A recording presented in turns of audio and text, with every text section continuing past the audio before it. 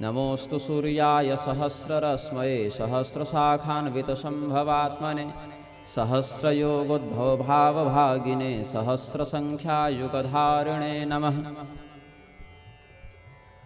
वंशीविभूषितकरान्नवनीरदाभात्पीताम्बरादरुणबिम्बफलाधरोष्ठात् पूर्णेन्दुसुन्दरमुखादरविन्दनेत्रात् कृष्णात् परं किमपि तत्त्वमहं न जाने।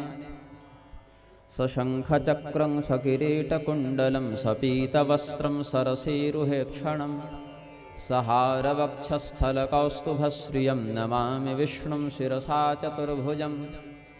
रोगानशेषानपहंसि तुष्टारुष्टातु कामान् सकलानभीष्टान् त्वामाश्रितानान्न विपन्नराणां त्वामाश्रिता ह्याश्रयतां प्रयान्ति। नारायणं नमस्कृत्य नरं चैव नरोत्तमं देवीं सरस्वतीं व्यासं ततो जयमुदीरयेत्।